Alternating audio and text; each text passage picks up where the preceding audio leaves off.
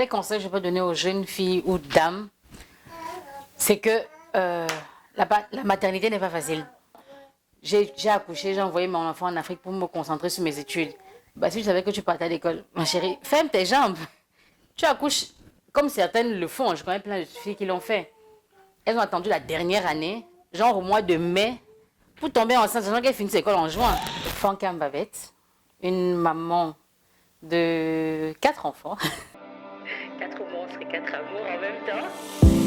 C'est Kenisha, Kenan, Wyatt, Whitney. Quand est-ce que j'ai mon premier enfant? Bah, déjà, j'en ai 4. Et son histoire, en fait, est assez spéciale. C'est une histoire qui me fait toujours pleurer quand je vais la raconter. C'est que j'ai fait ce qu'on appelle généralement un déni de grossesse. J'ai été enceinte sans le savoir. Et je l'ai découvert à 2 semaines de mon accouchement. Tout simplement suite à une douleur au ventre qui n'arrêtait pas de... Enfin, j'avais toujours des gargouillis dans mon ventre. Et je me disais que, tiens, ça fait une journée, en fait, genre vers 19h, mon ventre commence à tourner un genre. Je me dis, tiens, j'ai pas mangé. Et donc, je mange, ça se calme. Donc, pour moi, c'est vraiment, j'ai pas mangé. C'est une fois, je sais pas, je me suis sentie tellement mal. J'en ai parlé avec la voisine de mon ex-compagnon à l'époque qui m'a dit, peut-être tu es enceinte. Je lui ai dit, non, tu vois, c'est une dame âgée. Je lui ai dit, non, je suis pas enceinte. Elle me dit, fais quand même le test, tu fais. On ne sait jamais. J'ai dit, ok. Je pars, je fais un premier test qui me dit positif. Je prends un deuxième test qui me dit négatif. J'ai dit, ok, on va y arriver. En fait, au final, j'en ai fait 6. 4 étaient positifs, 2 négatifs. Le même jour. J'appelle ma mère, je lui en parle. Elle me dit, toi, de toute façon, tes histoires sont toujours... Sur mes 3 enfants, ta part sont toujours seule. Je dis, ok, on va y arriver. J'appelle donc un hôpital à Bruxelles, l'Afrique Clinique à Porte de Namur. Je leur explique la situation. Elle me dit, bon, venez d'urgence. On va vous faire une échographie et tout ça là. Donc j'arrive pour faire l'échographie. Elle fait l'échographie vaginale, elle fait tout. Et puis elle me dit, attendez. Je suis toujours là, les pieds couchés, les pieds écartés. Elle me dit, attendez. Ma tête commence à tourner. Je me dis, qu'est-ce qu'on a vu? Le médecin vient, il fait l'échographie, il me dit, voilà les pieds, la tête. Quand il me dit les pieds, la tête, je fais mes pieds comme ça. Il me dit, madame, ouvrez. Il dit que non, docteur. J'ai pas fait médecine comme vous, c'est vrai. Mais quand je calcule par rapport à ma dernière date de règle, on ne peut pas voir la tête ni les pieds, tout ce que tu racontes, on ne peut pas voir. Il me dit, mais madame, vous n'avez pas vu votre médecin avant? Je lui dis, non, je ne serai pas ici. Il me dit, attendez, je reviens. Bref, il finit tout ce qu'il avait à faire. Moi, dans ma tête, je suis en train de réfléchir. Il voit la tête, il voit les pieds, qu'il est passé par où. Il me dit, allez demain à Saint-Pierre. Je lui dis, non, moi, je dû aller à Saint-Pierre avant de vous appeler. Je n'ai pas de place avant le 24 septembre. Il me dit, non, allez-y demain, je vous fais un papier.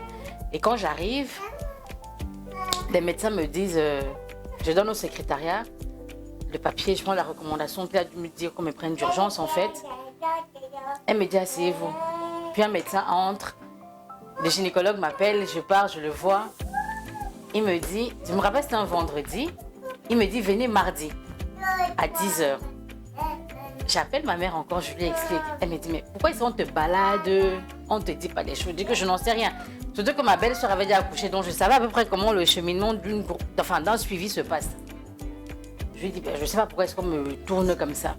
J'arrive le mardi, je suis couchée. Il me refait encore une échographie et il me sort encore la même chose. Voilà les mains, vous voulez connaître le sexe? Je lui dis, mais docteur, parlez de quoi en fait? Le sexe de quoi? J'étais plus dans qui, mais dans quoi, tu vois? Parce que pour moi, je n'étais pas enceinte d'un enfant. Il me dit, mais madame, le médecin ne vous a pas dit hier? Je lui dis, me dire quoi? Il me dit, mais vous allez accoucher en octobre. Je le regarde, je me mets à pleurer. Je lui dis, accoucher quoi en octobre puisque je suis enceinte de 2 semaines? Il me dit, non, tu n'es pas à 2 semaines, tu es à 8 mois. Je le regarde. Tu vois, en fait, tous comprennent à l'instant que je n'étais pas au courant de ce qu'il y a eu. Et je sors de là. Il me dit, du coup, tous les examens qu'on n'a pas pu faire pendant tout le suivi, on les fait maintenant. Je lui dis, ok. Il me dit, revenez le vendredi. Là, on est mardi. De mardi à vendredi, quand je suis arrivée, j'avais pris 13 kilos. Et le ventre était comme ça. Là, j'étais enceinte. première chose, c'est que j'appelle l'homme avec qui je suis. Tu vois, il faut quand même lui dire que oui, tous les dons, c'est que je suis enceinte, mais tu n'es pas le père de l'enfant. Enfin, pas le père biologique de l'enfant. Je l'appelle, je lui en parle, je lui explique les choses, il est choqué. Et après, je lui dis clairement, écoute, si tu veux partir, je te comprendrai.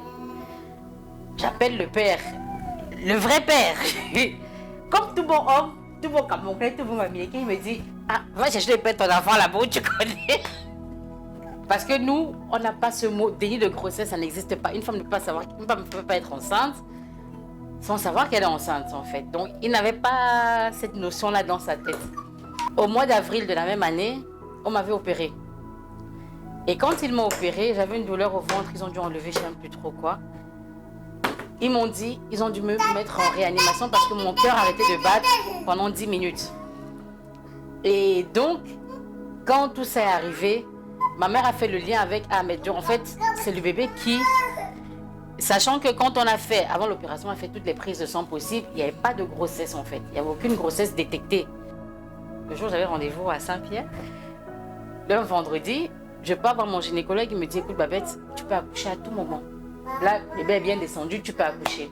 Je dis, ok, je ne suis pas prête. Mais là, où nous sommes, ça sort Kazakh. Je rentre chez moi vers 5h. J'étais couchée au canapé avec ma soeur. Je fais pipi. Enfin, pour moi, c'est pipi. On m'a jamais préparé qu'il y ait les pertes des os. Tu vois, moi, je fais pipi, je me lève, je canapé, je nettoie. Je vais me coucher dans la chambre. Mon ventre commence à faire mal. Ça fait mal. Je réveille ma soeur. Elle appelle mon frère, c'est le seul qui a la voiture. Il travaille à Saint-Pierre. Il faisait la nuit. Il finissait à 6h. Il me dit, Franca, si tu peux t'aider jusqu'à 6h. Tiens, mais je pense que ce sont des contractions. Il dit à ma soeur, surveille seulement toutes les combien de temps tu notes. On fait. J'arrive à l'hôpital à 6h, vers 8h. Les contractions s'arrêtent net. Je me mets à marcher dans tout l'hôpital Saint-Pierre. Enfin, dans le couloir, parce que moi j'avais perdu la poche des os était rompue. Donc je circule dans le couloir là. Comme un mauvais esprit, je marche, je monte, je descends. À un moment donné, je commence à pleurer. Il y a une dame qui dit à sa collègue, bah, madame elle pleure, je pense que le bébé est là. Sa collègue dit pourquoi? Elle dit que parce qu'elle est arrivée ici depuis le matin, elle ne pleure pas. Donc si elle commence à pleurer, c'est que l'enfant est là. Alors on part, on me met dans le truc. Quand elle me dit ouvrez les pieds, on va vous ausculter. Bref, toucher pour voir à combien je suis. Elle dit à sa collègue, pas la peine. On voit ses cheveux. Je fais, ah déjà là, les cheveux, c'est déjà bien. Moi, c'est pas chauffe. Mais à un moment donné, la petite reste coincée, n'arrive plus à sortir. Et l'infirmière, je me souviens très bien de son prénom, Françoise. Elle est venue, elle a appuyé sur mon ventre et la petite a glissé. Déjà, il faut savoir que j'ai su que j'étais enceinte, ça faisait 2 semaines. On m'avait dit tu accouches le 11 octobre. Madame se pointe le 25 septembre. Comme quoi, c'est une petite sorcière. Elle dit que je n'ai que des sorciers chez moi. Donc, quand elle est née, quand je suis descendue en chambre après, c'était vraiment la période où on kidnappait les enfants dans les hôpitaux. Il y a eu cette vague-là. J'étais en train de dormir, mais je ne sais pas pourquoi j'ai sursauté de mon lit. J'ai senti que ma fille n'était plus près de moi. Et quand je me lève, je me tourne en fait.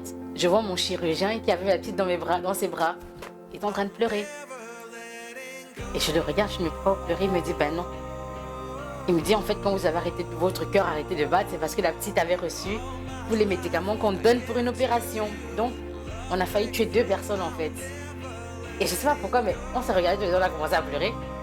En même temps, dans les émotions, il y avait les hormones et tout ça qui allait avec. Donc, on a commencé à pleurer. Et donc, voilà comment ma première est venue.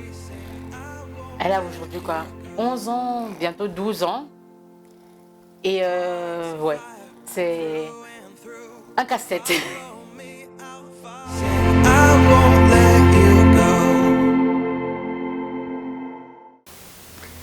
Donc, pour conclure, en fait, ce que je vais dire, c'est déjà merci à vous de l'invitation. Et aussi, le petit conseil que je donnerais aux parents, que ce soit solo ou en couple, c'est accrochez-vous.